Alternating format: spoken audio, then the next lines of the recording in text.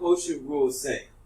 But here, instead of us doing the m gets a log and the n gets a log, when we do m divided by n, so log m divided by n, when we do that, the m gets a log, the n gets a log, we put a subtraction sign in the middle.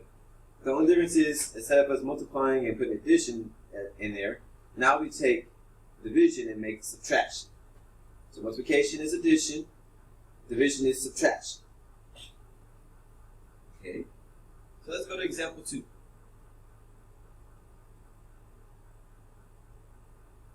Alright, so example 2 again. If you say the same way we just did with the the cars and everything. X gets a log, 10 gets a log, and put subtraction right in the middle. That's it. So again, X gets a log, 10 gets a log, and put a subtraction right smack dab in the middle. Oh, come on, right there in the middle. There we go. And then also, what goes for the base number for both of those? 17. So you put 17 here, you put 17 here. Right. And so in all your wisdom and understanding of these problems that you've been dealing with now, which one of those two can you actually find the decimal answer for? Is it log x base 17 or log 10 base 17? And how do you know that's the right one? If you say so-and-so. Okay, so everybody should see that log 10 base 17 is the one that you can work out because those are all numbers. So I'm not going to do the fraction this time. I'm just going to give you the answer when you put it into the calculator. Does anybody at this point should know how to put the fraction in there? If not, then go back to what we just did on video 7. The introduction to properties of logs, and we talked about putting the calculator there. Go back to that video and review that before we come here. All right, and so if you do log 10 base 17 in the calculator, there we go. It's 0.813. And there, you have it. That is A. That's all you do for A. You're done. Bang. Simple. Easy. Not hard. Okay, so then let's go to B. This one's a little bit more in depth. So we're going to go ahead and work on this one just a little bit more in depth. Not a whole lot. It's still with natural logs of e's.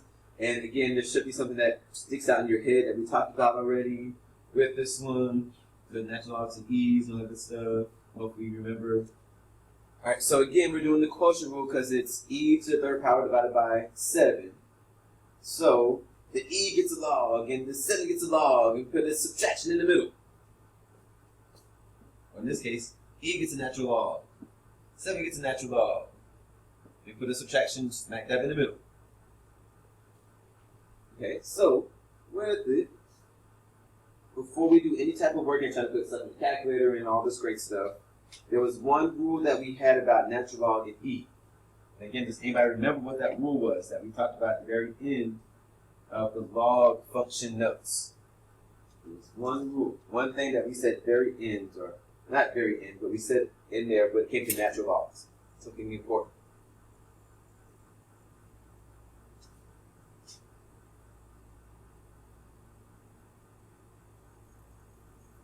We said that natural log and e will always cancel each other out. So the answer is just the exponent.